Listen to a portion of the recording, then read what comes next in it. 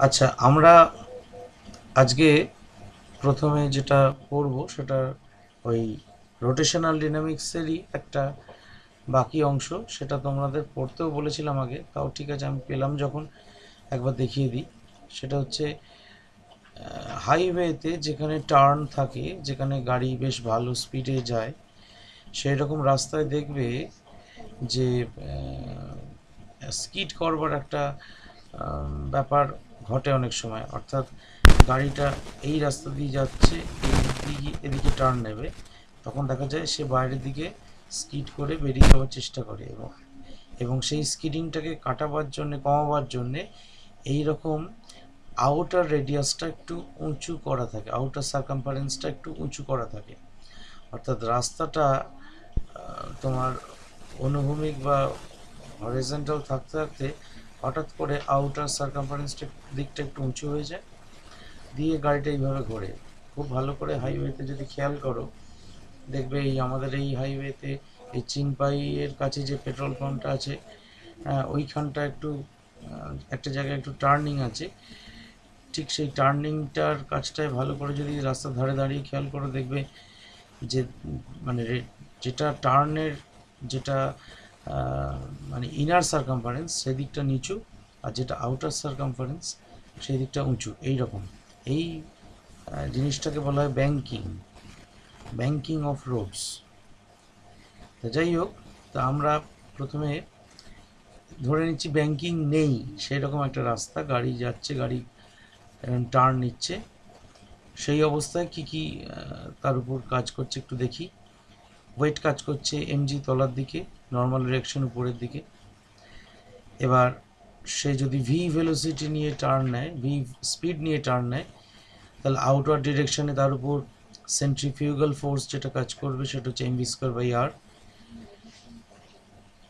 Towards the centre যে frictional force, actually এই ফোর্সটা এমভি স্কোয়ার বাই আর, এই ফোর্সটা গাড়িটাকে বাইরের দিকে ঘষে নিয়ে চলে যাবার চেষ্টা করবে। তাহলে frictional force always opposes the relative motion. Frictional force তার ডিরেকশন হচ্ছে সবসময় যেদিকে গাড়িটা মুভ করতে চাইবে তার উল্টো দিকে। তাহলে গাড়িটা যদি ডান দিকে, আমাদের এই ছবি অনুযায়ী ডান দিকে যদি ঘুর মানে ঘষে চলে যেতে চায় আর কি, স্কিড করতে চায়, তাহলে সেটাকে বাধা দেবে কে? এই ফ্রিকশনাল ফোর্স। ফ্রিকশনাল ফোর্স জানো তোমরা মিউ আর হয়, আর এখানে এমজি, তাহলে মিউ এমজি। তাহলে condition for no skidding, skid করবে না কোন শর্তে? যদি মিউ এমজিটা এমভি স্কোয়ার বাই আর এর সঙ্গে সমান বা তার চেয়ে বড় হয়, তাহলে স্কিড করবে না। তাহলে greater than equal to MV square by R, mu MG. দুদিক থেকে ক্যান্সেল করা হয়েছে, তাহলে mu G greater than equal to V square by R, বা এটাকে ক্রস মাল্টিপ্লিকেশন করে দিলে V square less than equal to, এটা তোমার, এটা ডান পাশে ছিল, এটা আমি এখন বাম পাশে নিয়ে আসবো, তাহলে গ্রেটার দেন সাইনটা লেস দেন সাইন হয়ে যাবে। Less than equal to V square, less than equal to mu R G, অর্থাৎ V less than equal to root over mu R G. এটাই হচ্ছে ম্যাক্সিমাম ভেলোসিটিটা হচ্ছে কত না, যখন ইকুয়াল টু হবে। অর্থাৎ এর চেয়ে যদি ভেলোসিটিটা বেশি হয়ে যায়, ভি যদি কোনোভাবে রুট ওভার মিউ আর জির চেয়ে বেশি হয়ে যায়, তখন কিন্তু গাড়িটা স্কিড করবেই। এইবার দেখা যায় যে অনেক ক্ষেত্রেই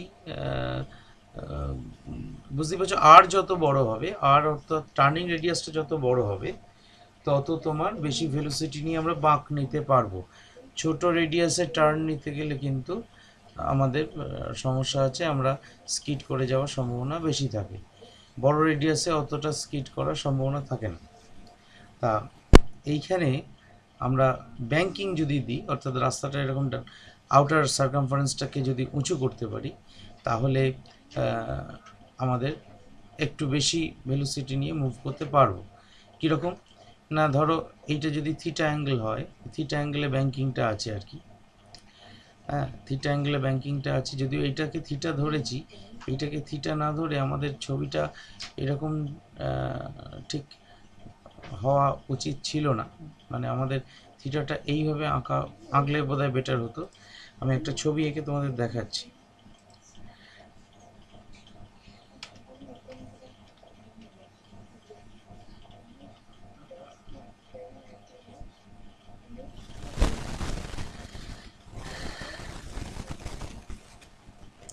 আমরা এটা যেমন 3 ডাইমেনশনাল ছবি এঁকেছি, আমরা এরপর যেটা আঁকতে চলেছি সেটা 2 ডাইমেনশনাল। উপাংশে ভেঙে ফেলতে পারবো যখন আমরা আবার এই ছবিটায় ফিরে যাই, সেটা হচ্ছে আর কস থিটা উপরের দিকে, তলায় এমজি, তাহলে আর কস থিটা সমান এমজি, আর আর সাইন থিটা সমান এমভি স্কোয়ার বাই আর। তাহলে এখান থেকে tan theta equal to V square by R G বেরোচ্ছে। ভালো করে খেয়াল করে দেখো, সাইক্লিস্টের বেলায় যে এক্সাম্পলটা করেছিলাম সেখানে এরকম একটা রিলেশন পেয়েছিলাম সাইক্লিস্টের ক্ষেত্রে। এইবার আমরা একটু অন্যভাবে হিসেব করব। কিভাবে না, এই যে ব্যাংকিংটা আমরা প্রোভাইড করেছি, এই ব্যাংকিংটা প্রোভাইড করবার জন্য যে ফোর্সটা তৈরি হচ্ছে, সেই ফোর্সটা অ্যাকচুয়ালি তার মানে যদি ঘর্ষণ বলটা এফ বলি আর কি, মানে ঘর্ষণ বলটা যদি এফ হয়, তাহলে সেই ঘর্ষণ বলটা কোন দিক করে কাজ করছে সেটা একটু ব্যাখ্যাভাবে কাজ করছে। অর্থাৎ এই ছবি অনুযায়ী ফ্রিকশনাল ফোর্সটা তাহলে কাজ করা উচিত এই ডিরেকশনে, অ্যালং। ফ্রিকশনাল ফোর্স সবসময় সারফেস বরাবর কাজ করে। তাহলে এর আবার দুটো কম্পোনেন্ট থাকবে। এর একটা কম্পোনেন্ট থাকবে এইখানে তলার দিকে, আর আরেকটা কম্পোনেন্ট থাকবে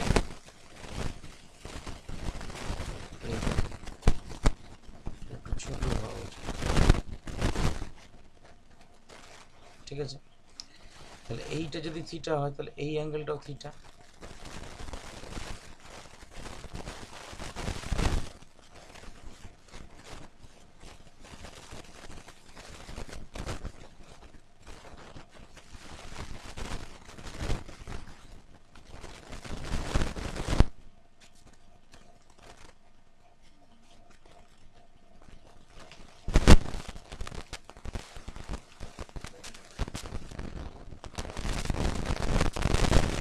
তাহলে এই অ্যাঙ্গেলটাও থিটা। তাহলে এই ফোর্সটাকে আমি এফ বলছি, মানে ফ্রিকশনাল ফোর্সটা হলো এই ফোর্স। তাহলে এবার মন দিয়ে দেখো ভালো করে, যে আমার এই ছবিতে থেকে বুঝতে সুবিধা হবে, সেটা হচ্ছে আর সাইন থিটা যেদিকে কাজ করছে, এফ কস থিটাও সেদিকে কাজ করছে। আর তার উল্টো দিকে কে কাজ করছে? উল্টো দিকে কাজ করছে হচ্ছে এম ভি স্কোয়ার বাই আর। অর্থাৎ এইখান থেকে আমরা ধরে নিচ্ছি এইখানে আমরা এই দিক বরাবর একটু ছোট করি, লেখার জায়গা পাবো। এইখানে কাজ করছে M V square by R.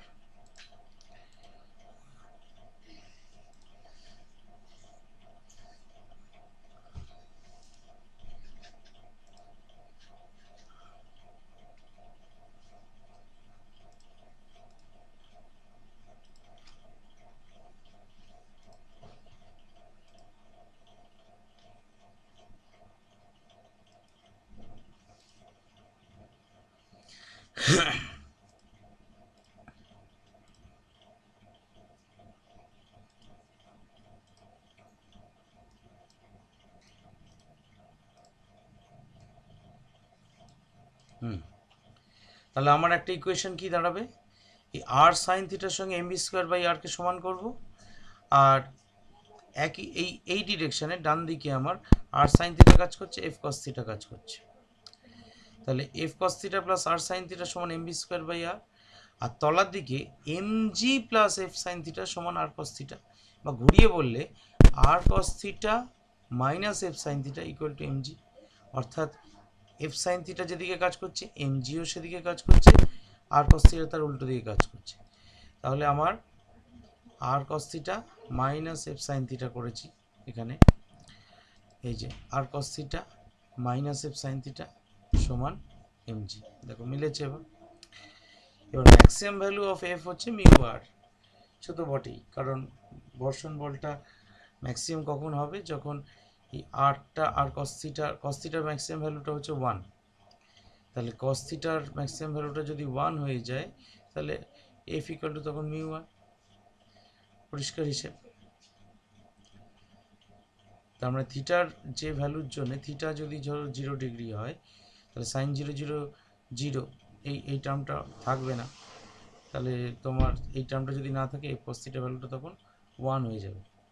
তাহলে আমরা এই মিউ আর ভ্যালুটা এফ এর জায়গায় বসিয়ে দিয়েছি, F equal to mu R. তাহলে mu R cos theta plus R sine theta equal to M B square by R minus mu R sine theta plus R cos theta equal to M জি।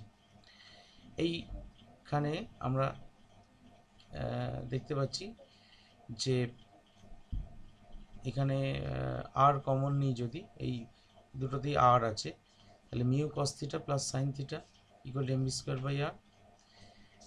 এই আরটা radius আর এই আরটা হচ্ছে reaction force.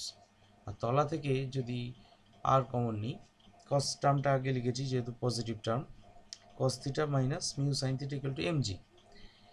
এবার 1/2 করলে আরটা কেটে যায়, তাহলে পড়ে থাকে mu cos theta plus sine theta by cos theta minus mu sine theta equal to M V square by R by M G. তাহলে এম কেটে গেল, V square by R G. এই অবধি হলো। এইবার আমরা জোর করে কস থিটা দিয়ে উপর নিচে ভাগ করে দিয়েছি, ডিভিশন করে দিয়েছি। কস থিটা তার মানে mu cos theta plus sine theta by cos theta, আবার cos theta minus mu sine theta by cos theta. ওটাটাই নিউমারেটরেও কস থিটা দিয়ে ডিভাইড করেছি, ডিনোমিনেটরেও কস থিটা দিয়ে ডিভাইড করেছি। করলে কস থিটা টার্মটা কেটে গেল, এদিকটা sine theta by cos theta form এলো, এটাও কেটে গেল, এখানে sine theta by cos theta form এলো। তাহলে এখানে শুধু মিউ রইল, sine theta by cos theta মানে ট্যান থিটা, আর এটা 1 হয়ে গেল 1 minus mu tan theta equal to V square by R G. তাহলে এখান থেকে V square equal to R G into this, R G যদি আমি এদিকে গুণ করে দিই তাহলে V equal to root over this, সেটাই পাতে করা আছে আশা করি। আর এইখানে ট্যান থিটার যে ভ্যালুটা হিসেব করা হয়েছে, ট্যান থিটার ভ্যালু পাবো কী করে, না কোনাকুনি গুণ করতে হবে, ক্রস মাল্টিপ্লিকেশন। তাহলে mu R G plus R G tan theta, এই যে আর জি ট্যান থিটা এটা এই পাশে থাকলে এখানে এই যে mu R G plus R G tan theta equal to, এটা কেটে গেছে, V square minus mu V square tan theta, এটা হবে এই যে mu V square tan theta. এবার সাইড চেঞ্জ করে আমাদের ট্যান থিটা টার্মগুলো একদিকে নিয়ে এসেছি, ট্যান থিটা কমন নিয়েছি, mu V square plus R G equal to V square minus mu R G যেমন হয়েছে, ট্যান থিটা সমান V square minus mu R G by mu V square plus R G. তো naturally এইটা হচ্ছে banking অ্যাঙ্গেলটা কত হলে V square কত আমরা অ্যালাউ করতে পারবো তার একটা মাপ। বা যদি তুমি ভি কত, তোমার ধরো ব্যাংকিং অ্যাঙ্গেল বলে দিল যে কত ম্যাক্সিমাম ভেলোসিটিতে তুমি যেতে পারবে, তার জন্যে ইউজ দিস এক্সপ্রেশন। ঠিক আছে, V square equal to this, তাহলে V square greater than equal to দিসও বলতে পারি, তার মানে গ্রেটার দেন নয়, sorry less than equal to this, অর্থাৎ এর চেয়ে যদি ভেলোসিটিটা বেশি হয়ে যায় তাহলে কিন্তু স্কিডিং হয়ে যাবে। এই পার্টটা আমার বলা বাকি ছিল। এরপর আজকে যে অংশটা শুরু করবো সেটা হচ্ছে স্ট্যাটিক্স। স্ট্যাটিক্স তোমাদের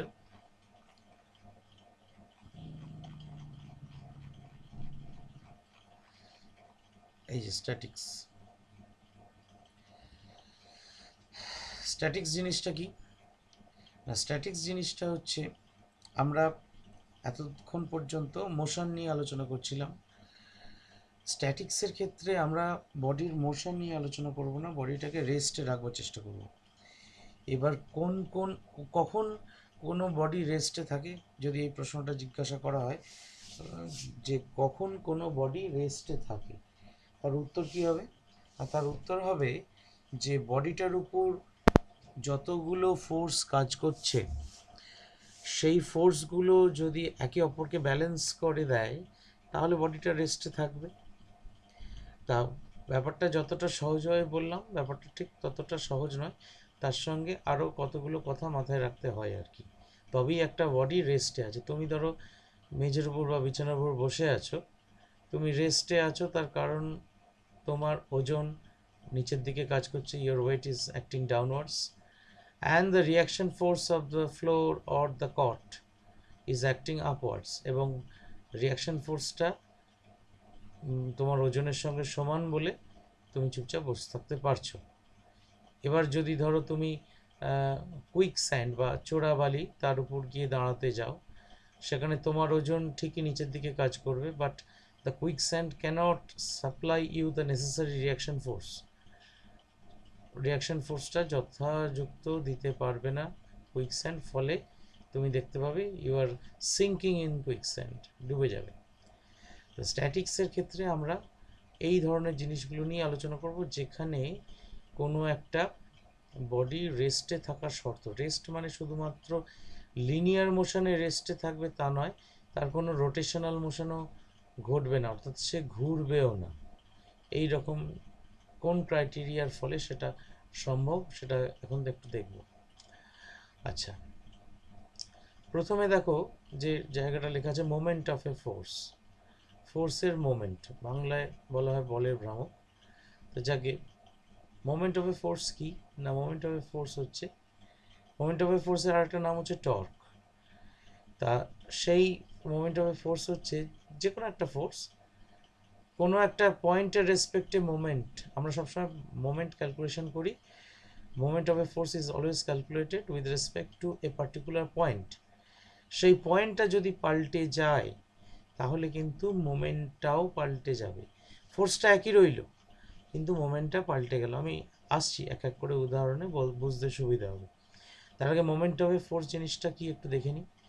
আমরা যখন দেখো এই যে ছবিটা, লেফট সাইডে যে ছবিটা আছে, এই ছবিটায় এই এফটা হচ্ছে ফোর্স। আমি এই পি পয়েন্ট, এইখানটা একটা পি পয়েন্ট নিয়েছি, সেইটা এক্স দূরত্বে আছে।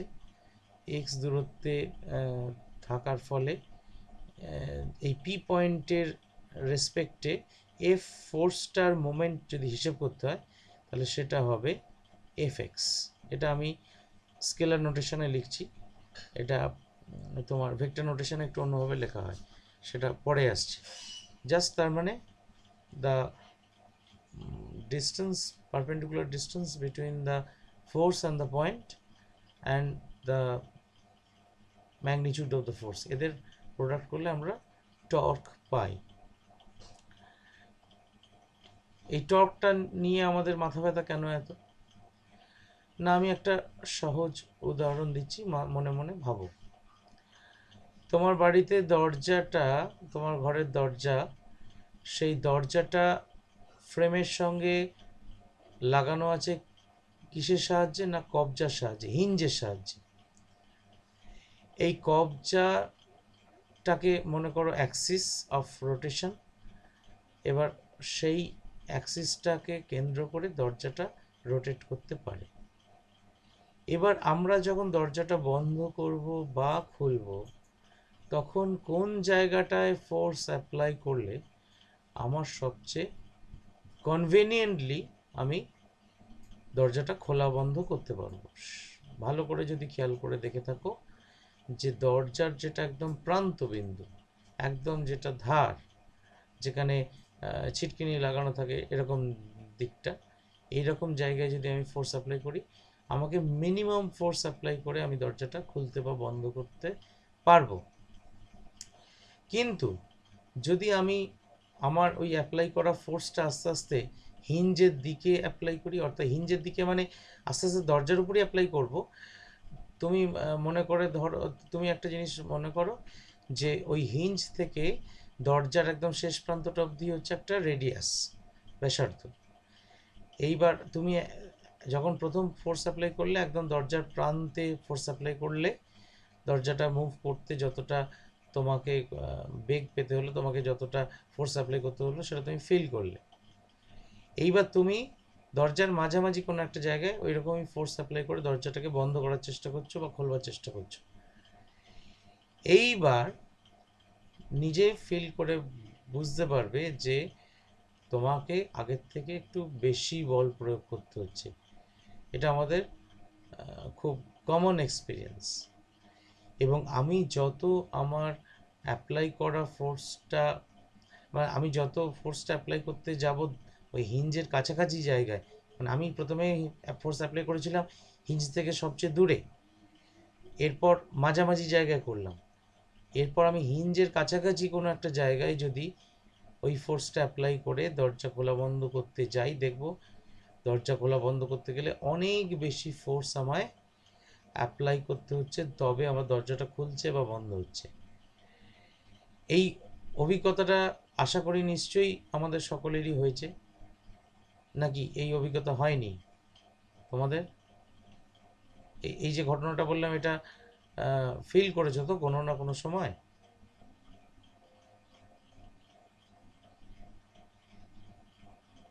স্বাগতা,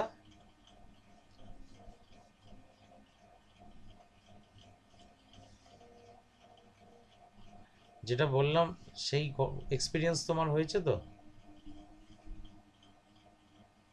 মানে দরজা বন্ধ করা খোলার ক্ষেত্রে? হুম, বেশ। তো তাহলে এমনকি তুমি যদি একবারে কবজার খুব কাছে যদি ফোর্স অ্যাপ্লাই করো, দেখবে তুমি যত বেশি ফোর্স দাও না কেন প্রায় খুলতে পারছো না বা বন্ধ করতে পারছো না। ব্যাপারটা কীরকম তার মানে? না, ব্যাপারটা হচ্ছে এইখানে দেখো, এই মোমেন্ট অফ ফোর্সের যে এক্সপ্রেশনটা হচ্ছে এফ ইন্টু এক্স। তাহলে এক্সটা কি না, এক্সটা হচ্ছে আমি আমি একটা এই ছবিটা, এই পাশের ছবিটা একটু দেখি, এই তলার ছবিটা, যে এইখানে একটা জিনিস এরকম যদি সার্কুলার পাথে ঘোরে, তাহলে এই টর্ক আমার সার্কুলার মোশন ঘটানোর জন্য দায়ী। তার মানে এইটা হচ্ছে পয়েন্ট অফ রোটেশন বা অ্যাক্সিস অফ রোটেশন। এই অ্যাক্সিস অফ রোটেশন থেকে অ্যাক্সিস অফ রোটেশনকে কেন্দ্র করে কোনো একটা জিনিস ঘুরছে। এইবার তুমি এক্সটাকে কমাচ্ছ, মানে এই রেডিয়াসটাকে, ডিস্টেন্সটাকে কমাচ্ছ, এই ডিস্টেন্সটাকে কমাচ্ছ, এক্স কমাচ্ছ, কমাতে কমাতে কমাতে কমাতে যত কমাচ্ছ এফটা তত বাড়াতে হচ্ছে। অর্থাৎ for rotation of A body the torque required is constant.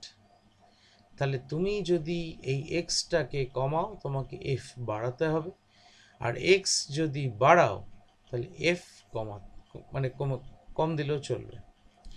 এবং সেই কারণেই দেখবে খুব ভালো করে খেয়াল করে, অনেকগুলো এরকম উদাহরণ আছে যে আমাদের মানে মোটামুটি ধরো, ওই যে আমাদের বাড়িতে ধরো যে কল আমরা ব্যবহার করি, জলের কল, এই জলের কলের উপরে একটা মানে মুন্ডি লাগানো থাকে, যে মুন্ডিটা ধরে আমরা কলটাকে খুলি বা বন্ধ করি। এইবার ধরো সেই মুন্ডিটা কোনোভাবে খুলে গেল বা খুলে দেওয়া হলো, খুলে দেওয়ার ফলে খুলে দেওয়ার পর দেখতে পেলে যে ভেতর থেকে একটা রডের মতো, অ্যাক্সিসের মতো শুধু বেরিয়ে আছে। তুমি দেখবে ওই অ্যাক্সিসটা ধরে বা ওই রডটা ধরে তোমার কলটা খোলা দেওয়া করতে কিন্তু খুব বেশি কষ্ট হচ্ছে, কারণ তুমি ওই রডটা যে অ্যাক্সিস, যে অক্ষ বরাবর ঘূর্ণন হচ্ছে, সেই অক্ষ থেকে তোমার অ্যাপ্লাই করা ফোর্সটার ডিস্টেন্সটা খুব কমে যাচ্ছে, কারণ রডটা তো সরু রড, তাহলে রডের রেডিয়াসটা খুব ছোট্ট, তাহলে তুমি যে ফোর্সটা অ্যাপ্লাই করছো সেই ফোর্সটা কিন্তু খুব শর্ট রেডিয়াসে অ্যাপ্লাইড হচ্ছে, ফলে এক্সের ভ্যালু খুব কমে যাচ্ছে, এফের ভ্যালু তাই জন্য অনেক বাড়াতে হচ্ছে, অনেক গায়ের জোরে ঘোরালে তবে তখন কলটা ঘোরে। কিন্তু যখন উপরে ওই মুন্ডিটা লাগানো থাকে, মাথাটা লাগানো থাকে, we can easily open or close the tap. খুব সহজেই কিন্তু কল খুলতেও পারি, কল বন্ধও করতে পারি। এই ধরনের কম বেশি অভিজ্ঞতা আমাদের সকলেরই আছে। আচ্ছা, এইবার direction of torque. Direction of torque হচ্ছে একটা ভেক্টর কোয়ান্টিটি। ভেক্টর কোয়ান্টিটি মানে হচ্ছে এই ক্ষেত্রে, এই আমরা উপরে তো স্কেলার নোটেশনটা লিখেছি, অ্যাকচুয়ালি ভেক্টর নোটেশনে টর্ককে লেখা হয় আর ক্রস এফ দিয়ে। দেখি এখানে লেখা আছে কিনা বলুন।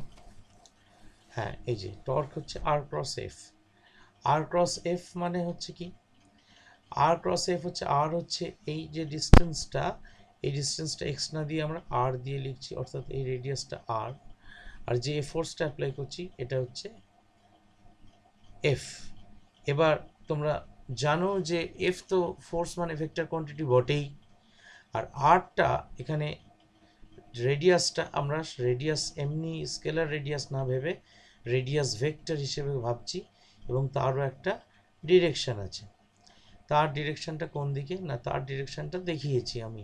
কিভাবে দেখিয়েছি? এই পাশের ছবিটায় দেখিয়েছি।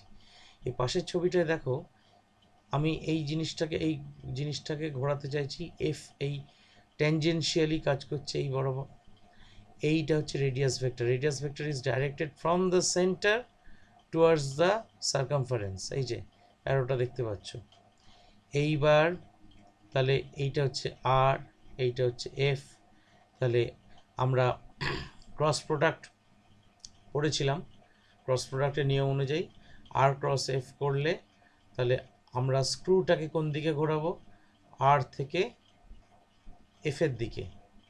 তাহলে আমি যখন তোমাদের ওই পড়িয়েছিলাম ক্রস প্রোডাক্টের কী করে ডিরেকশন বার করতে হয়, যেমন আই ক্রস জে করলে কে আসে, অর্থাৎ স্ক্রুটাকে আই থেকে জে এর দিকে ঘুরিয়েছিলাম। স্ক্রুড্রাইভারের রোটেশনটা, একটা জিনিস আমাকে জেনে নিতে হবে বা বুঝে নিতে হবে, যেটা হচ্ছে যে আর ভেক্টর আর এফ ভেক্টর যে প্লেনে আছে, আমার টর্কের ডিরেকশনটা তার সঙ্গে পারপেন্ডিকুলার হবে। তার মানে এখানে আমার দেখো ওই যে চাকতিটা এঁকেছি, এই চাকতিটাকে একটা প্লেন মনে মনে ভাবো, সেই প্লেনের মধ্যেই এফ ফোর্সটা কাজ করছে, সেই প্লেনের মধ্যেই রেডিয়াস ভেক্টরটা কাজ করছে। তাহলে টর্কটা মানে আমার যদি vector C equal to vector A cross B হয়, তাহলে ভেক্টর সি এর ডিরেকশনটা হয় এ ক্রস বি, মানে এ আর বি এই দুটো ভেক্টর যে প্লেনে আছে সেই দুটি প্লেনের সঙ্গেই নর্মাল বা পারপেন্ডিকুলার, হয় আপওয়ার্ডস না হলে ডাউনওয়ার্ডস। হ্যাঁ, এটাই নিয়ম। অর্থাৎ তার মানে এইখানে এফ এই বরাবর আছে, আর এই বরাবর আছে, এইটা হচ্ছে আমার প্লেন। তাহলে টর্কের ডিরেকশন আইদার আপওয়ার্ডস অথবা ডাউনওয়ার্ডস। এইবার আর ক্রস এফ, আর থেকে এফের দিকে তোমরা মনে মনে সেই স্ক্রুড্রাইভার নিয়মটা চালাও। তাহলে দুটো পেন ইউজ করতে পারো, দুটো পেনকে জড়ো করো করে, এবার স্ক্রুড্রাইভারটা ওই পেন দুটো যেখানে জড়ো করেছো, মানে যে প্রান্তটা পেন দুটো ঠেকিয়েছো সেইখানে স্ক্রুড্রাইভারটা ঠেকাও। তাহলে তুমি বুঝতে পারবে আর ক্রস এফ হলে উপরের দিকে হবে না তলার দিকে হবে। অর্থাৎ আমি যদি একটু ছবি এঁকে দেখানোর চেষ্টা করি, সেটা এইরকম দেখতে লাগবে আর কি, যদিও এটা দেখানো খুব কঠিন, because we are in a two-dimensional frame.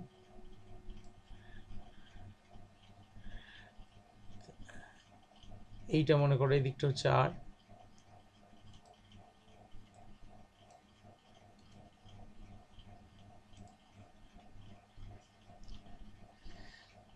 এটা মনে করো আর,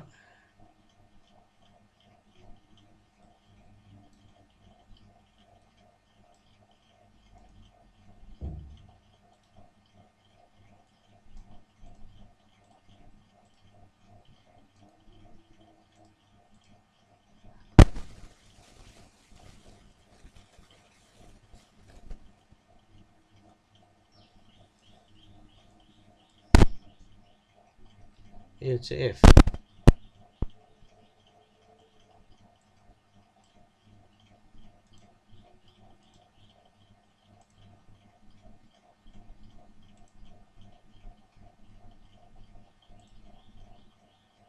তাহলে আমি যদি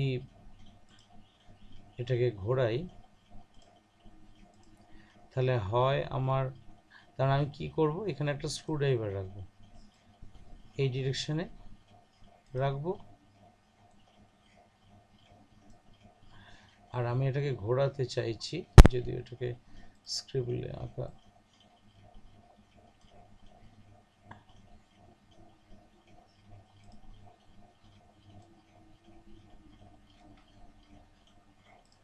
বেশ। অর্থাৎ আর থেকে এফের দিকে ঘোরাই, তুমি স্ক্রুড্রাইভারটা ধরো এরমভাবে রেখেছো, মানে এই হচ্ছে তোমার স্ক্রুড্রাইভারের মাথা, এই হচ্ছে স্ক্রুড্রাইভারের তলা। স্ক্রুড্রাইভারটাকে তুমি, স্ক্রুড্রাইভারের ছবি তো আমার কাছে নেই, তাহলে আমি এখানে বসাতে পারতাম।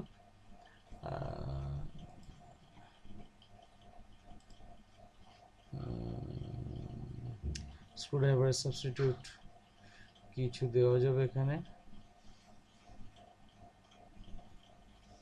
এইটা দিই, এটা ধরো স্ক্রুড্রাইভার, এই স্ক্রুড্রাইভারটা,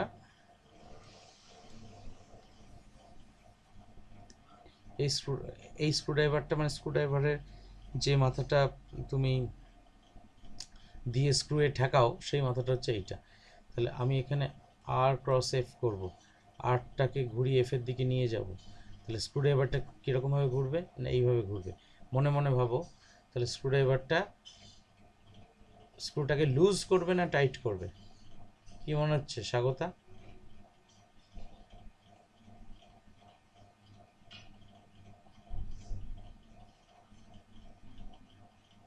এখানে একটা এইটা একটা আর ভেক্টর আছে, এটা একটা এফ ভেক্টর আছে।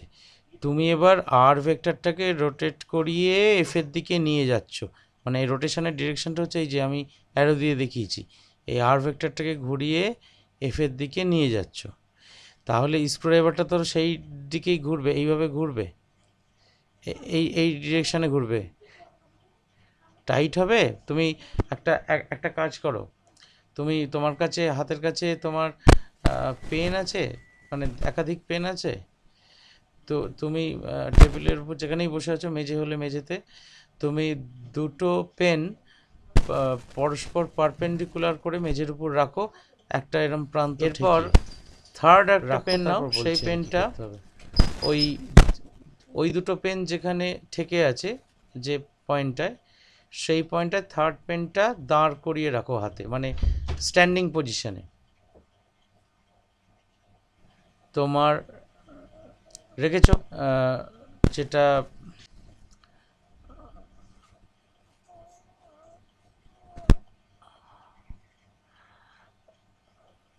তোমার ডান দিকে আছে যে পেনটা, সেইটা মনে মনে আর নাও,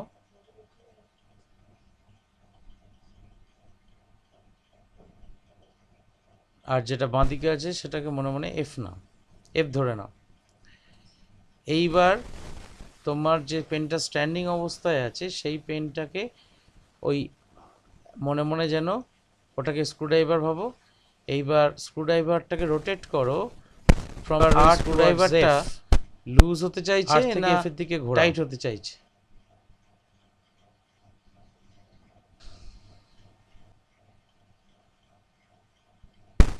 হ্যাঁ, লুজ মনে হয় না, লুজই হতে চাইছে। তার মানে অ্যাজ ইফ, তার মানে স্ক্রুটা উপর দিকে খুলে উপরের দিকে উঠে আসতে চাইছে, তাই তো? তাহলে আবার আমরা এই ছবিটা ফিরে যাই। তাহলে এইখানে যদি আর হয়, এইখানে যদি এফ হয়, তাহলে তখন ওই টর্কের ডিরেকশনটা হবে আপওয়ার্ডস। আর ঠিক তার উল্টোটা যদি করি, অর্থাৎ এই দিকে যদি ফোর্স অ্যাপ্লাই করি, তখন আমার টর্কের ডিরেকশন হবে ডাউনওয়ার্ডস। ঠিক আছে, তার মানে টর্কের ডিরেকশনটা হবে কোন বরাবর, না perpendicular to both R and F, and actually it is perpendicular to the plane in which r and f lies. এরপরে আমরা যে জিনিসটা শিখবো সেটা হচ্ছে ক্লিয়ার আমার কথা নিশ্চয়ই? বাংলায় বলে দ্বন্দ্ব। যদিও দ্বন্দ্ব শব্দটা ইংরেজিতে বলা হয় ডুয়েল। যারা ইংরেজি গল্প পড়েছো টড়েছো, আজ থেকে 100-150 বছর আগেও ওই ইংল্যান্ডে বা বিভিন্ন সব অভিজাত ইউরোপীয়দের মধ্যে কোনো একটা জিনিস নিয়ে তর্ক বাঁধলেই তারা পরস্পরকে ডুয়েলে আহ্বান করতো, পড়ে থাকবে হয়তো।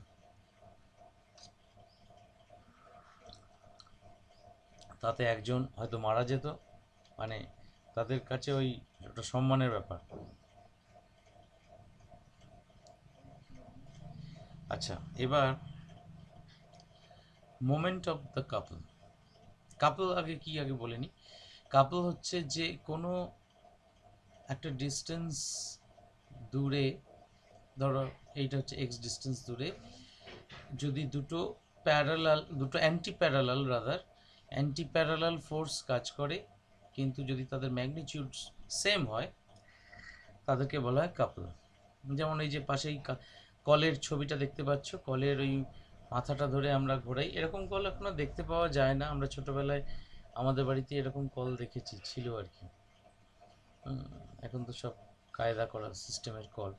তা আমি ইকুয়াল অ্যান্ড অপোজিট ফোর্স দিচ্ছি, কিন্তু ইকুয়াল অ্যান্ড অপোজিট ফোর্স দেওয়া সত্ত্বেও কিন্তু বডিটা রেস্টে থাকছে না। ইকুয়াল অ্যান্ড অপোজিট ফোর্স যদি একই পয়েন্টে দিতাম তাহলে বডিটা রেস্টে থাকতো। মাইন্ড দিস, আমরা যেহেতু ইকুয়াল অ্যান্ড অপোজিট ফোর্স একটা ডিস্টেন্স রেখে অ্যাপ্লাই করছি, so the system will try to rotate, ঘুরতে চেষ্টা করবে। এই ধরনের ইকুয়াল অ্যান্ড অপোজিট ফোর্স পেয়ারকে বলা হয় কাপল।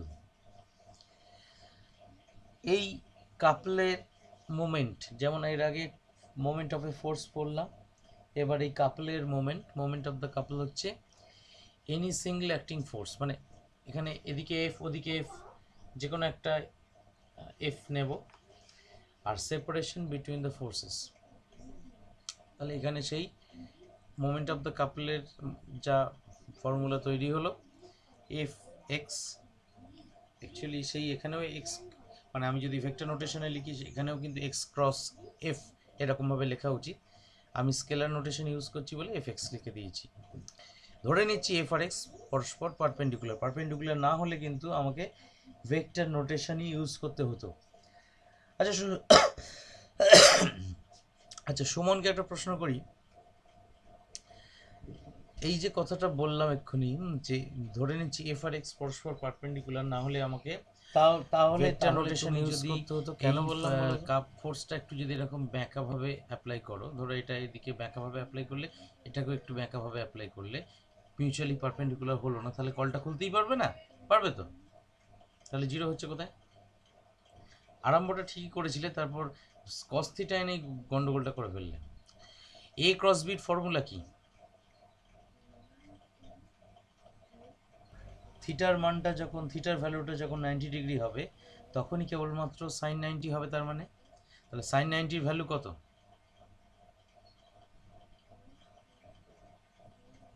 তাহলে টার্মটা ভ্যানিশ করে যাচ্ছে, তার মানে শুধু এ ক্রস বি থাকছে, তাই তো? তাহলে এখানে এফ এক্স সাইন থিটা যদি হয়, তাহলে থিটাটা যদি 90 ডিগ্রি হয়, তাহলে সাইন থিটা মানটা সাইন 90 হয়ে গিয়ে 1 হয়ে যাচ্ছে। তাহলে এফ এক্স সাইন 90 ডিগ্রি লেখাও যা, শুধু এফ এক্স লেখাও তাই।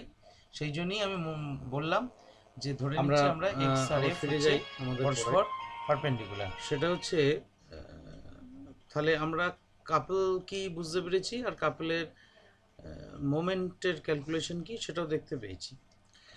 এরপর আমরা যেটা করব সেটা হচ্ছে conditions of equilibrium under a system of forces. অর্থাৎ কোনো একটা বডির উপর যদি একাধিক ফোর্স কাজ করে তখন কোন শর্তে, যেটা প্রথম যে জায়গাটা দিয়ে আমরা আলোচনা শুরু করেছিলাম আজকে এই চ্যাপ্টারটা, সেই জায়গাটায় ফেরত যাচ্ছি। অর্থাৎ কোন শর্তে, কোন কোন কন্ডিশন বা কোন কোন ক্রাইটেরিয়া স্যাটিসফাইড হলে আমাদের একটা বডি কোনো মোশন হবে না, নাইদার ট্রান্সলেশন নর রোটেশন, সরণ ঘূর্ণন কিছুই হবে না। প্রথম যে ক্রাইটেরিয়া সেটা হচ্ছে summation F equal to 0। summation f, that means algebraic sum or the vector sum, rather algebraic sum না বলে বলা উচিত vector sum of all forces is should be equal to 0. vector sum মানে কিরকম? আমি একটা কাপলের বেলাতেই ভাবি। কাপলের বেলাতে হচ্ছে যে ধরো এইখানে একটা এফ আছে, ফোর্স আছে, এইখানে একটা ঠিক উল্টো দিকে উল্টো ডিরেকশনে আর একটা ফোর্স আছে। তাহলে এই দুটো ফোর্স ইকুয়াল অ্যান্ড অপোজিট। তাহলে আমি যখন ভেক্টর অ্যাডিশন করব, তাহলে আমরা এই ভেক্টরটাকে শিফট করে এই ভেক্টরের ঘাড়ে নিয়ে গিয়ে লাগাবো, অর্থাৎ ডিরেকশনটা আনচেঞ্জ রাখবো, কিন্তু পজিশনটাকে আমি প্যারালালি কোনো একটা ভেক্টরকে শিফট করতেই পারি। তাহলে করলে এদিকে এফ, এদিকেও এফ, তাহলে এই দুটো এফ পরস্পর বিপরীতমুখী, দে আর অপোজিট ইন নেচার, এবং দেয়ার ম্যাগনিটিউডস আর অলসো সেম। তাহলে এদের যে রেজাল্টেন্ট হবে বা এদের যে সাম হবে, ভেক্টর সাম যেটা হবে, সেটা 0 হবে। তাহলে ফার্স্ট কন্ডিশনটা ফুলফিলড হলো এই ক্ষেত্রে, যে আমার তোমার condition of equilibrium of force যেটা বলতে চাইছি সেটা এই যে ছবিটা এঁকেছিলাম, অর্থাৎ এই কলের ক্ষেত্রে এই শর্তটা ফুলফিলড হলো। তাই জন্য কলের মুন্ডির কোনো ট্রান্সলেশন হয় না, কোনো স্মরণ হয় না। এবার ঘূর্ণনের বেলায় আসি, দেখি। ঘূর্ণনের বেলায় summation F X equal to 0, summation F Y equal to 0, অর্থাৎ সামেশন এফ এক্স মানে যে ফোর্স অ্যাপ্লাই করছি সেই ফোর্সটা কোনো পয়েন্টের রেসপেক্টে মোমেন্ট অ্যালং এক্স অ্যাক্সিস যেন 0 হয়, অ্যালং ওয়াই অ্যাক্সিস যেন 0 হয়, আরও যদি জেড অ্যাক্সিস নাও সেটাও যেন 0 হয়। অর্থাৎ কোনো পয়েন্টের রেসপেক্টে যেন কোনো মোমেন্ট কাজ না করে। আমি একটা উদাহরণ দিলে একটু ব্যাপারটা ক্লিয়ার হবে তোমাদের। যেমন ধরো আমরা ছোটবেলায় খেলা করতাম অনেক সময়, সেই পেন্সিল বক্সে উপরে একটা স্কেল রেখে স্কেলের উপরে একটা ইরেজার বা রাবার রাখতাম, দিয়ে স্কেলটাকে টিল্ট করে রাখতাম, অর্থাৎ স্কেলটার তলায় পেন্সিল বক্সটা দিয়ে স্কেলটাকে রাবার যে এন্ডা আছে সেই এন্ডা মাটিতে ঠেকিয়ে রাখতাম, আর অন্য এন্ডা স্কেলের উঁচুতে উঠে থাকতো। এবার আঙুলে করে হঠাৎ করে জোরে চাপ দিলে দেখা যেত রাবারটা ছিটকে কোথায় পালিয়ে যেত। এরমভাবে অনেক রাবার হারিয়েছে। তা সেই ঢেঁকি যেরকম হয়, ঢেঁকির মতো সিস্টেম, যারা ঢেঁকি দেখেছো তারা বুঝতে পারবে। তা ওই রকম আমি ফোর্স অ্যাপ্লাই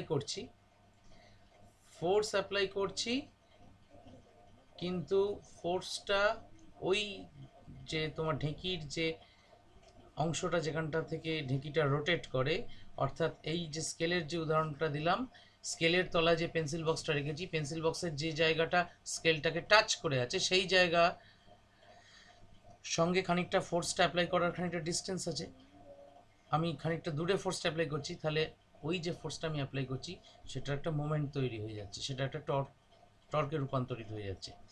আমি যদি ওই পার্টিকুলার পয়েন্টেই ফোর্স অ্যাপ্লাই করতাম তাহলে কিন্তু কোনো টর্ক তৈরি হতো না, ওই স্কেলটা ঘুরতো না। তাহলে এইখানে তোমার ওই ফোর্সটা অ্যাপ্লাই করার জন্য মোমেন্ট তৈরি হচ্ছে, এবং মোমেন্ট তৈরি হওয়ার জন্য তোমার বডিটা রোটেশন হচ্ছে। অর্থাৎ বডির রোটেশন আটকাতে গেলে আমার এই মোমেন্টের ক্রাইটেরিয়াটা তোমার 0 হতে হবে, আর ট্রান্সলেশন বন্ধ করার জন্যে এই ভেক্টর সামের কন্ডিশনটা 0 হতে হবে। মানে ভেক্টর সামের কন্ডিশনটা এই এই এই কন্ডিশনটা মেনে চলতে হবে। সুমনের হয়তো মনে পড়বে, আমি ক্লাস 9-এ যখন ক্লাস নিয়েছি, তোমাদের নিয়েছি কি মনে পড়ে না, তখন আমাদের একদম প্রথম যে চ্যাপ্টার ইউনিটস অ্যান্ড মেজারমেন্টস, তাইতে একটা যন্ত্র ছিল সরল বা সাধারণ তুলা যন্ত্র, যেটাকে ইংরেজিতে বলা হয় কমন ব্যালেন্স। এই কমন ব্যালেন্স কোন প্রিন্সিপালে কাজ করে এই জায়গাটা একটু যখন আলোচনা করেছিলাম, কমন ব্যালেন্স কোন প্রিন্সিপালে কাজ করে, সোজা কথায় আমাদের সাধারণ দাঁড়িপাল্লা বলি আমরা যেটাকে, সেখানে বলেছিলাম একটা কথা, হয়তো যদি খাতা বিক্রি করে না দিয়ে থাকো খুঁজলে এখনো পাবে, যে যখন the moment of the left arm becomes equal to the moment of the right arm, the mass of both the scale pans are same. অর্থাৎ যখন বাঁদিকের হাতের বাঁদিকের বাহুর মোমেন্ট এবং ডান দিকের বাহুর মোমেন্ট সমান হয়, তখন মোমেন্ট শব্দটা তোমাদের কাছে নতুন ছিল। দেখো খুব ভালো করে খেয়াল করলে দাঁড়িপাল্লার ক্ষেত্রেও আমাদের একটা সাসপেনশন পয়েন্ট থাকে যেখান থেকে দাঁড়িপাল্লাটাকে টাঙানো হয় বা ঝোলানো হয়। সেই পয়েন্টের রেসপেক্টে দাঁড়িপাল্লার যে আর্মটা, যেটাকে ব্যালেন্স বিম বলা হয়, সেই ব্যালেন্স বিমটা কিন্তু রোটেট করতে পারে। তাহলে আমি তার মানে ওই ব্যালেন্স বিমের দুই প্রান্তে, লেফট এন্ড এবং রাইট এন্ড, এই দুটো এন্ডে যখন আমরা ওয়েট বা ফোর্স অ্যাপ্লাই করি, তখন বিমটা হয় বাঁদিকে ডিফ্লেক্টেড হয়, মানে বাঁদিকটা নিচু হয়ে যায়, নাহলে ডান দিকটা নিচু হয়ে যায়, কিছু একটা ঘটে। তাহলে এই যে ঘটনাটা ঘটছে, এই ঘটনাটা ঘটার পিছনে তার মানে কে দায়ী? ফোর্স দায়ী? না, ফোর্স দায়ী নয়, কেন ফোর্স দায়ী নয় বলতে পারি না কেন, তার কারণ হচ্ছে আমরা স্যার ফোর্স চেঞ্জ করলে, আমরা যদি 1 কিলো বাটখারা চাপিয়ে যদি 1 কিলো 100 গ্রাম কোনো একটা মাস আমি যদি রেখে দিই, তাহলে তো সেই দিকটা স্যার ভারী দেখব। তাহলে ফোর্স দায়ী নয় বলছেন কেন? না, ফোর্স দায়ী নয় এই কারণেই বলছি যে ফোর্স অ্যাপ্লাই করলে যেটা হতো, তাহলে ট্রান্সলেশন ঘটতো। আমাদের কিন্তু দাঁড়িপাল্লায় ট্রান্সলেশন ঘটে না, রোটেশন ঘটে। ওই ব্যালেন্স বিমটা রোটেট করে অ্যারাউন্ড দ্য ফালক্রাম, যেখানে আলম্ব বিন্দু তার রেসপেক্টে ব্যালেন্স বিমটা রোটেট করে। তা এইবার তুমি ভাবো মোটামুটি যে আমি যদি ওই ওজনটা বা ওই মাসটা যদি আমি ওই ফালক্রামের কাছেই চাপাতাম, তাহলে রোটেশনের প্রশ্ন হতো না। আমি নেহাত ওই ধারে ফালক্রাম থেকে, ওই যে পয়েন্ট অফ সাসপেনশন থেকে কিছুটা দূরে চাপাচ্ছি বলেই এই রোটেশন ঘটছে। অর্থাৎ এই এফ তো হচ্ছে আমি যেটা চাপাচ্ছি ওজনটা, আর এক্স তার মানে arm length of the load arm বা এফোর্ট আর্ম, যাই বলো না কেন। তাহলে এই এক্সটা যদি না থাকতো, কোনোভাবেই রোটেশন সম্ভব হতো কি?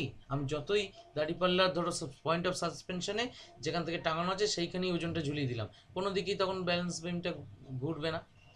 সুতরাং what we require is the moment of the force. এইবার আমি এইখানে একটা ছবি এঁকেছি, সেটা হচ্ছে ধরো এইটা একটা লাঠি, মনে মনে ভাবো এই যে লাইনটা এঁকেছি এটা একটা লাঠি। এই লাঠিটা এই পয়েন্টে আটকানো আছে, এমনভাবে আটকানো আছে যে এই পয়েন্টের রেসপেক্টে লাঠিটা রোটেট করতে পারে বা স্লাইড করতে পারে। রোটেট করতে পারে মানে তুমি এই পয়েন্টটাকে আটকে এই লাঠিটাকে যদি এইভাবে রাখো, লাঠিটা যদি রোটেট করে তার মানে একটু বাদে এরম এরম ব্যাঁকা হয়ে যাবে, আর একটু বাদে এরম ব্যাঁকা হয়ে যেতে পারে। তার মানে লাঠিটা রোটেট করতে পারে। আর স্লাইড করতে পারে মানে এই তুমি ধরো এইখানটা ফিক্স করা আছে, মানে এমনভাবে একটা চ্যানেলের মধ্যে ধরো ফিক্স করা আছে। চ্যানেলের মধ্যে ফিক্স করা থাকলে এই লাঠিটাকে তুমি যদি উপরের দিকে ফোর্স দাও, লাঠিটা সোজা এরকম চ্যানেল বরাবর উঠবে, ঠিক যেরকম সেই জানলার পাল্লা টাল্লা এখন হয় অ্যালুমিনিয়াম শাটার, এরকম উঠে গেল আবার নেমে গেল। দুটোই করা যেতে পারে, এরকম ব্যবস্থা করা আছে ধরো। তাহলে কন্ডিশন অফ ফোর্স, এই condition of equilibrium of force, এইখানে আমি দেখতে পাচ্ছি F1 ফোর্স উপরের দিকে কাজ করছে, F2 ফোর্স উপরের দিকে কাজ করছে, আর F3 ফোর্স তলার দিকে কাজ করছে। তাহলে condition of equilibrium of force আমায় বলছে যে the sum of the upward force will be equal to the downward force. মানে এখানে যেহেতু আপওয়ার্ড ডিরেকশনাল ডাউনওয়ার্ড ডিরেকশন দেখানো আছে, তাই জন্য আপওয়ার্ড ডাউনওয়ার্ড কথাটা ব্যবহার করছি। But rather you should say the sum of all parallel forces in one direction will be equal to all parallel forces in the opposite direction. তাই হয়েছে F1 F2 একদিকে কাজ করছে, F3 উল্টো দিকে কাজ করছে, তাহলে F1 plus F2 should be equal to F3. Rather F1 plus F2 minus F3 equal to 0. That is এই যে I equal to 1 to 3, Fi equal to 0. Plus না মাইনাস সেটা বড় কথা নয়, এই যে ফার্স্ট ক্রাইটেরিয়াটা আমার ফুলফিল হয়েছে। আর কন্ডিশন অফ মোমেন্টস এর বেলায় কন্ডিশন অফ মোমেন্টসটা যদি নিই, তাহলে আমার F1 ফোর্সের মোমেন্ট এই পয়েন্টের রেসপেক্টে কত হবে না F1 x1, এই পয়েন্টের রেসপেক্টে F2 x2, এই পয়েন্টের রেসপেক্টে F3 x3। But listen, see carefully, যে এই F1 ফোর্সটা F2 ফোর্সটা এই লাঠিটাকে এই বরাবর রোটেট করাতে চাইছে, but the force F3 tries to rotate the stick in the downward direction. তাহলে এই F1 F2 ফোর্সের মোমেন্টটা যেদিকে রোটেশন ঘটাতে চাইছে, F3 ফোর্সের মোমেন্টটা তার উল্টো দিকে রোটেশন ঘটাতে চাইছে। So the sum of the moments, algebraic sum বলবো না, ভেক্টর সামই বলা উচিত, কারণ moment is a vector quantity. Vector sum of the moments should be equal to 0। এই দুটো ক্রাইটেরিয়া যদি স্যাটিসফাই করে, তাহলে আমরা বলতে পারি কোনো একটা বডি রোটেট করবে না। ঠিক আছে, এরপর equilibrium of A body under 3 forces. আচ্ছা, 1 নম্বর হচ্ছে দ্য ফোর্সেস মাস্ট বি কোপ্লেনার। 3টে ফোর্স কাজ করছে একটা বডির উপর, কখন বডিটা মুভ করবে না, তার কি শর্ত? সেটা হচ্ছে ফোর্সটা কোপ্লেনার হতে হবে। The forces must be coplanar. Forces must be coplanar মানে হচ্ছে যে ফোর্সগুলো নিয়ে আমার বডিটার উপর অ্যাপ্লাই করছি আমি, তিনটি ফোর্স ধরো যদি নিই আমি, তিনটির জায়গায় চারটি নিলে কিন্তু কোপ্লেনার না হলেও চলবে। ঠিক আছে, তোমরা এটা টেস্ট করে দেখতে পারো। দুখানা গার্ডার নেবে, একটা গার্ডার আর একটা গার্ডারের মধ্যে দিয়ে পরিয়ে দুটো হাতে করে টানবে, দেখবে কোপ্লেনার না হলেও কিন্তু ওই পয়েন্ট, যে পয়েন্টের মধ্যে দিয়ে দুটো গার্ডার পাস করেছে সেটা কিন্তু কোপ্লেনার নয়। কোপ্লেনার না হলেও কিন্তু রেস্টেই আছে, ইকুইলিব্রিয়ামেই আছে বডিটা। The forces must be coplanar. যদি তিনটি ফোর্স হয় তাহলে কিন্তু কোপ্লেনার হওয়া জরুরি, না হলে কিন্তু কখনোই ইকুইলিব্রিয়ামে থাকবে না। The resultant of any two should be equal to opposite of the third. অর্থাৎ যে কোনো দুটো ফোর্সের রেজাল্টেন্ট সবসময় থার্ড যে ফোর্সটা তুমি অ্যাপ্লাই করছো তার সঙ্গে ইকুয়াল ইন ম্যাগনিটিউড হবে, বাট অপোজিট ইন ডিরেকশন হবে। হ্যাঁ, এবং সেটা ছবি, এখানে একটা ছবি আছে, ছবিটা দেখলেই ক্লিয়ার হয়ে যাবে। ধরো F1, F2 আর F3 তিনটে ফোর্স, হ্যাঁ, এরা একটা ইকুইলিব্রিয়াম যদি তৈরি করতে চায় তাহলে F1 আর F2 রেজাল্টেন্ট ধরো এইটা, এই মাঝের লাইনটা, সেইটা ইকুয়াল টু -F3 যদি হয়, F3 তলার দিকে কাজ করেছে, তবেই একমাত্র এই পয়েন্টটা কিসে থাকবে না রেস্টে থাকবে বা ইকুইলিব্রিয়ামে থাকবে। এবং এই অবস্থায় জাস্ট এই ইকুইলিব্রিয়াম কন্ডিশনে থাকলে ল্যামিস থিওরেম বলে একটি থিওরেম আছে, সেই থিওরেমের প্রুফ তোমাদের সিলেবাসে নেই। সেটা হচ্ছে, ধরো এইটা হচ্ছে F1 ফোর্স, এটা যদি F2 ফোর্স, এটা F3 ফোর্স। F1 এর জাস্ট অপোজিট অ্যাঙ্গেলটা হচ্ছে আলফা, অর্থাৎ তখন F2 আর F3-র মধ্যে অ্যাঙ্গেলটা হচ্ছে আলফা। খেয়াল করো, F1 এর ঠিক অপোজিট অ্যাঙ্গেল আলফা, F2-র অপোজিট অ্যাঙ্গেল বিটা, আর F3-র অপোজিট অ্যাঙ্গেল গামা। তখন এই ক্রাইটেরিয়াটা স্যাটিসফাইড হয়, অর্থাৎ F1 by sine alpha equal to F2 by sine beta equal to F3 by sine gamma. এই কন্ডিশনটা বা এই ক্রাইটেরিয়ানটা স্যাটিসফাইড হয়, এবং সেই স্যাটিসফ্যাকশানের উপর নির্ভর করে আমরা এই ধরনের একটা অঙ্ক ভাবতে পারি, যেটাকে আমরা নাম দিচ্ছি স্যাগিং অফ এ ওয়্যার। দেখবে খেয়াল করে, মায়েরা ভিজে জামা কাপড় শুকোতে দেন অনেক সময়, যত টান টান করি তারটা বাঁধা থাকুক না কেন, তারটাতে জামা কাপড় শুকোতে দিলে সেটা একটু ঝুলে যায়ই। এবার প্রশ্ন হচ্ছে কেন ঝুলে যায়। তা এবার আমরা একটা হিসেব করে দেখছি যে কেন ঝুলে যায়। যে ধরা যাক এইখানে একটা ওয়েট ঝোলানো আছে, এই তারটা এরভাবে বেঁকে গেছে, আমি ধরো দুটো সুতো বা একটা সুতোকে এইভাবে কন্টিনিউয়াসভাবে নিয়ে আমি একটা ওয়েট ঝুলিয়েছি। মোট কথা মানে এইটা একটা দড়ি, এটা একটা দড়ি, এখান থেকে একটা বডি ঝুলছে যার ওয়েট হচ্ছে W। এইটা হচ্ছে আমার, একটু ম্যাগনিফাই করলে মনে হচ্ছে সুবিধা হবে তোমাদের। এই যে এইবার এইটা হচ্ছে ভার্টিক্যাল লাইন, এইটা হচ্ছে T1, টেনশন অফ দ্য স্ট্রিংটা এদিকে T1, এদিকে T2, এবং এইটা ভার্টিক্যালের সঙ্গে θ1 অ্যাঙ্গেলে আছে। So this component of T1 should be T1 cos θ and this component should be T1 sin θ। তেমনি T2 এদিকে কাজ করছে, তার ভার্টিক্যাল কম্পোনেন্টটা T2 cos θ 2, আর এদিকে T2 sin θ 2। তাহলে এই বরাবর আপার ডিরেকশনের দুটো কম্পোনেন্ট, T1 এর জন্য T1 cos θ1 আর T2-র জন্য T2 cos θ 2। আর এই T1 sin θ1 সেটা ক্যান্সেল করবে কার সঙ্গে না T2 sin θ 2-র সঙ্গে, তবেই বডিটা ইকুইলিব্রিয়ামে থাকবে। তাহলে this plus this should be equal to W। এই ভার্টিক্যাল কম্পোনেন্টগুলো এই ডাব্লুর সঙ্গে সমান হবে, আর horizontal component will cancel each other. এই দুটো, এই ক্রাইটেরিয়াতে যখন আমাকে কখন আমি বলতে পারবো যে ওয়্যারটা স্যাগিং করবে না, এই যে স্যাগিং হবে, ওয়্যার ঝুলে যাবে। এই T1 sin θ1 T2 sin θ2 এই কম্পোনেন্টটা ডাব্লুর সঙ্গে সমান হচ্ছে। আমি ধরো টেনশনটা আরও বড় করলাম, আরও বাড়িয়ে দিলাম, তাহলে তখন এই θ1টা খুব ছোট হয়ে যাবে। θ1টা ছোট হয়ে গেলে T1 cos θ1, অবশ্য উপরে এখানে সাইন টার্মটাকে উপরে করেছি, অর্থাৎ থিটাটাকে এদিকে ধরেছি, তাতেও অসুবিধা নেই, থিটাটা আমি যেদিকে খুশি ধরি না কেন।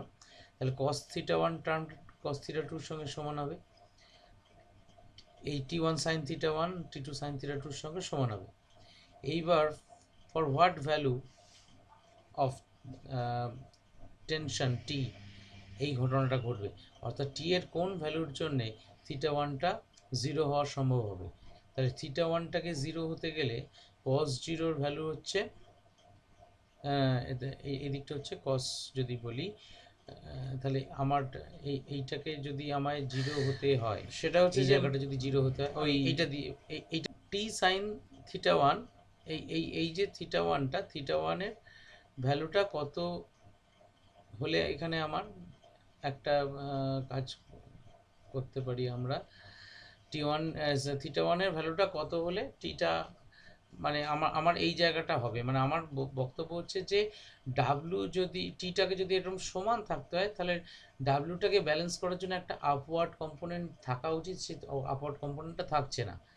তাহলে এই যে নো কম্পোনেন্ট বলে লিখে দিয়েছি, নো কম্পোনেন্ট মানে হচ্ছে এই যে ওয়্যারটা ঝুলে যাচ্ছে, এই ওয়্যারটা যদি না ঝোলে, there is no upper component to balance this W. তাহলে তারে তুমি যতই টান টান করে তার লাগাও না কেন, কিছু ওয়েট ঝোলালে তোমার তারটা এরকমভাবে বেঁকে যাবেই, এটাকে বলে স্যাগিং। এবং এই স্যাগিংটা কাটানোর জন্য এই যে ট্রেন লাইনের আমি তারটা এঁকেছিলাম, দেখো খেয়াল করে, আমাদের ট্রেন লাইনে এখন ইলেকট্রিফিকেশন হয়েছে, তোমরা এই কোচবিহার স্টেশনে বা চিনপাই স্টেশনে গেলেই দেখতে পাবে ট্রেনের যে তার ঝোলানো থাকে, দুটো তার থাকে, একটা এরকম, একটা থেকে একটা এরকম নন কন্ডাক্টরের সঙ্গে আটকানো থাকে, এরকম এরকম এরকম করতে করতে যায়। আর তলায় একটা তার, সেটা প্রায় হরিজন্টাল থাকে, সেটা এইখানে এরকম তার দিয়ে জাস্ট কানেক্ট করা থাকে, আটকানো থাকে। এই তারটা কিন্তু জাস্ট টার্নটাকে ধরে আছে, এইটা তাই জন্য স্যাগিং হয়েছে। আর this wire is hanging from the first wire, তার মানে ঝুলে আছে এই তারটা, আর এই তারটা এইটার সঙ্গে জাস্ট কানেক্টেড, এবং এমনভাবেই কানেক্টেড যাতে প্রত্যেকটা পয়েন্ট, দেখো এই লেন্থটা বড়, এই লেন্থটা ছোট, এই লেন্থটা আবার একটু বড়, এই লেন্থটা আরও বড়, এই জিনিসটা মেনটেন করেছে বলে এই তারটা একদম সোজা গেছে। যদি সমান ইয়ে হিসেবে ঝুলিয়ে দিত, তাহলে এই তারটাও এর প্যারালাল এইভাবে এরকম এরকম এরকমভাবে চলতে থাকতো। এই এই আজকে এই অবধি থাক।